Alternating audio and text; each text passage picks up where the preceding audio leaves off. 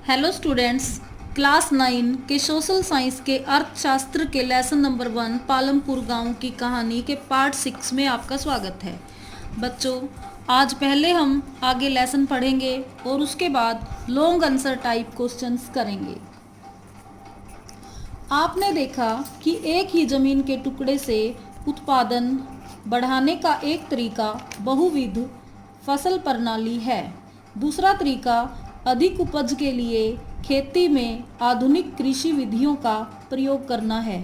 उपज को भूमि के किसी टुकड़े में एक ही मौसम में पैदा की गई फसल के रूप में मापा जाता है। 1960 के दशक के मध्य तक खेती में पारंपरिक बीजों का प्रयोग किया जाता था, जिनकी उपज अपेक्षाकृत कम थी।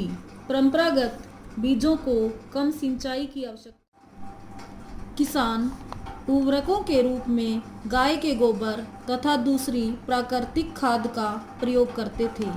यह सब किसानों के पास तत्काल ही उपलब्ध थे, उन्हें इनको खरीदना नहीं पड़ता था।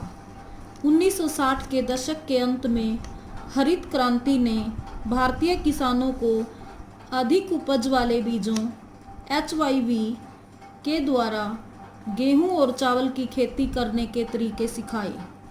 परंपरागत बीजों की तुलना में HYV बीजों से एक ही पौधे से ज़्यादा मात्रा में अनाज पैदा होने की आशा थी। इसके परिणाम स्वरूप जमीन के उसी टुकड़े में पहले की अपेक्षा कहीं अधिक अनाज की मात्रा पैदा होने लगी। यद्यपि अति उपज प्रजातियों वाले बीजों से अधिकतम उपज पाने के लिए बहुत ज़्यादा पानी तथा रासायनिक खाद और कीटनाशकों की ज़रूरत थी। अधिक उपज केवल अति उपज प्रजातियों वाले बीजों, सिंचाई, रासायनिक उर्वरकों और कीटनाशकों आदि के संयोजन से ही संभव थी। भारत में पंजाब, हरियाणा और पश्चिमी उत्तर प्रदेश के किसानों ने खेती के आधुनिक तरीकों का सबसे पहले प्रयोग किया। इन क्षेत्रों में किसानों ने खेती में सिंचाई के लिए नलकूप और HYV बीजों, रासायनिक उर्वरकों तथा कीटनाशकों का प्रयोग किया। उनमें से कुछ ने ट्रैक्टर और फसल गहाने के लिए मशीनें खरीदी, जिसने जुताई और कटाई के काम को तेज कर दिया। उन्हें इनसे गेहूं की ज़्यादा पैदावार। पालमपुर में परंपरागत बीजों से गेहूं की उपज 1300 किलोग्राम प्रति हेक्टेयर थी। HYV बीजों से उपज 3200 किलोग्राम प्रति हेक्टेयर तक पहुंच गई। गेहूं के उत्पादन में बहुत अधिक वृद्धि हुई। किसानों के पास बाजार में बेचने को अब अधिशेष गेहूं की काफ़ी मात्रा उपलब्ध थी। नंबर 3, क्या भूमि यह धारण कर पाएगी? नंबर 3, क्या भूमि यह धारण कर पाएगी? भूमि एक प्राकृतिक संसाधन है, अतः इसका सावधानी पूर्वक प्रयोग करने की ज़रूरत है। वैज्ञानिक रिपोर्टों से संकेत मिलता है कि खेती की आधुनिक कृषि विधियों ने प्राकृतिक संसाधन आधार का अति उपयोग किया है। अनेक क्षेत्रों में हरित क्रांति के कारण उर्वरकों के अधिक प्रयोग से मिट्टी की उर्वरता कम हो गई है। इसके अतिरिक्त नलकूपों से सिंचाई के कारण भूमि जल के सतत प्रयोग से भौम जल स्तर कम हो गया है। मिट्टी की उर्वरता और भौम जल जैसे पर्यावरणीय संसाधन कई वर्षों में बनते हैं। एक बार नष्ट होने के बाद उन्हें पुनर्जीवित करना बहुत कठिन है। कृषि का भावी विकास सुनिश्चित करने के लिए हमें पर्यावरण की देखभाल करनी चाहिए। रासायनिक उर्वरक ऐसे खनिज देते हैं जो पानी में घुल जाते हैं और पौधों को तुरंत उपलब्ध हो जाते हैं, लेकिन मिट्टी इन्हें लंबे समय तक धारण नहीं कर सकती। वे मिट्टी से निकलकर भौमजल, नदियों और तालाबों को प्रदूषित करते हैं। रासायनिक उर्वरक मिट्टी में उपस्थित जीवाणुओं और सूक्ष्म अवयवों को नष्ट कर सकते हैं। इसका अर्थ है कि उनके प्रयोग के कुछ समय पश्चात मिट्टी पहले की तुलना में कम उपजाऊ रह जाएगी। स्रोत डाउन टू अर्थ, नई दिल्ली। देश में रासायनिक खाद का सबसे अधिक प्रयोग पंजाब में है।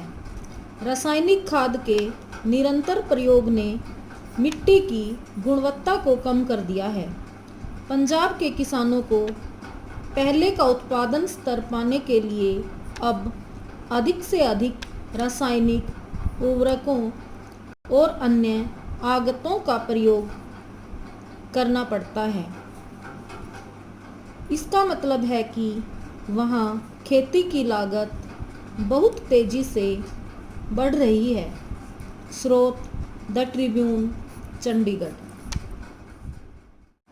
बच्चों, आज लेसन इतना ही पढ़ते हैं। अब हम लॉन्ग आंसर टाइप क्वेश्चंस करेंगे। प्रश्न नंबर 1, पालमपुर गांव के लोग किन किन गैर कृषि क्रियाओं में लगे हुए हैं? वर्णन कीजिए। उत्तर, पालमपुर गांव के लोग 4 प्रमुख गैर कृषि क्रियाओं में लगे हुए हैं। Number 1, dairy. पालमपुर के कई परिवारों में डेयरी एक प्रचलित क्रिया है। लोग अपनी भैंसों को कई तरह की घास और बरसात के मौसम में उगने वाली ज्वार और बाजरा खिलाते हैं। दूध को पास के बड़े गांव रायगंज में बेचा जाता है। शाहपुर शहर के 2 व्यापारियों ने रायगंज में दूध संग्रहण एवं शीतलन केंद्र खोला हुआ है, जहां से दूध दूर दराज के शहरों और कस्बों में भेजा जाता है। नंबर 2, लघु स्तरीय विनिर्माण। पालमपुर में अनेक लघु स्तरीय विनिर्माण क्रियाएं भी प्रचलित हैं। पालमपुर में विनिर्माण में बहुत सरल उत्पादन विधियों का प्रयोग होता है और उसे छोटे पैमाने पर ही किया जाता है। विनिर्माण कार्य पारिवारिक श्रम की सहायता से अधिकतर घरों या खेतों में किया जाता है। श्रमिकों को कभी कभार ही किराए पर लिया जाता है। पालमपुर में मिश्री लाल ने गन्ना पेरने की मशीन खरीदी है जो बिजली से चलती है।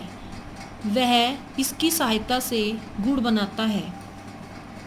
नंबर 3, दुकानदारी।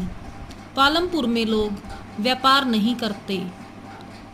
पालमपुर के व्यापारी वे दुकानदार हैं जो शहरों के थोक बाजारों से कई प्रकार की वस्तुएं खरीदते हैं और उन्हें गांव में लाकर बेचते हैं। आप देखेंगे कि गांव में छोटे जनरल स्टोरों में चावल, गेहूं, चाय, तेल, बिस्कुट, साबुन, टूथपेस्ट, बैटरी, मोमबत्तियां, कापियां, पेन, पेंसिल, यहाँ तक कि कुछ कपड़े भी बिकते हैं।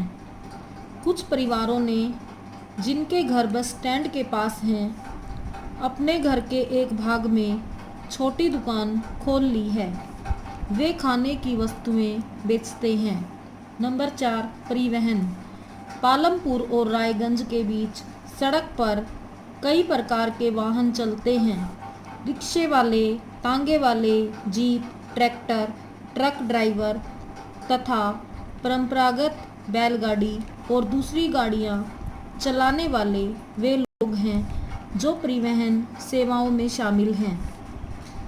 वे लोगों और वस्तुओं को एक स्थान से दूसरे स्थान पर पहुंचाते हैं और इसके बदले में उन्हें पैसे मिलते हैं।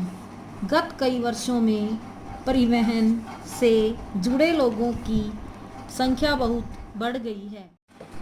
प्रश्न नंबर 2, पालमपुर में आधारभूत विकास का वर्णन कीजिए। उत्तर, पालमपुर गांव एक अच्छी तरह विकसित सड़क प्रणाली, परिवहन, बिजली, सिंचाई, स्कूल व स्वास्थ्य केंद्र वाला गांव है। अधिकतर घरों में बिजली की आपूर्ति होती है। बिजली से खेतों में स्थित सभी नलकूपों एवं विभिन्न प्रकार के छोटे उद्योगों को विद्युत ऊर्जा मिलती है। बच्चों को शिक्षा देने के लिए सरकार द्वारा प्राथमिक व उच्च विद्यालय दोनों खोले गए हैं। लोगों का इलाज करने के लिए एक सरकारी प्राथमिक स्वास्थ्य केंद्र और एक निजी दवाखाना है।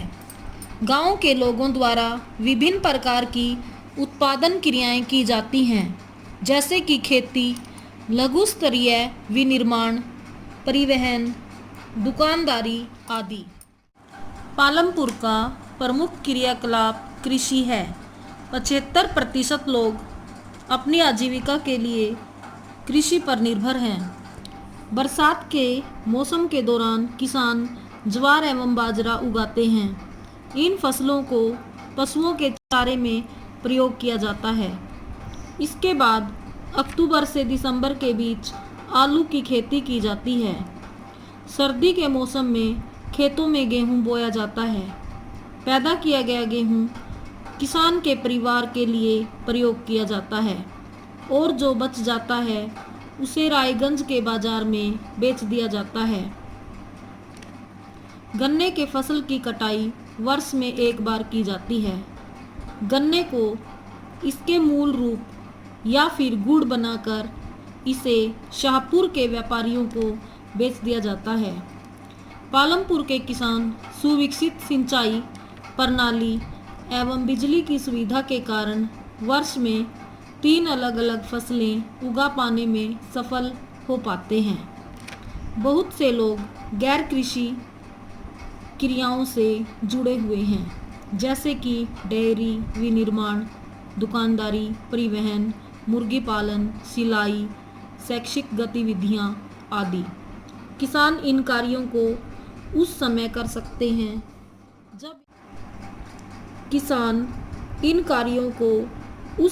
सकते हैं जब इन लोगों के पास खेतों में करने के लिए कोई काम न हो या वे बेरोजगार हों। यह उनकी आर्थिक दशा सुधारने में सहायता करेगा। तो बच्चों, लॉन्ग क्वेश्चन आपको 2 ही करने हैं। आज के लिए इतना ही। धन्यवाद।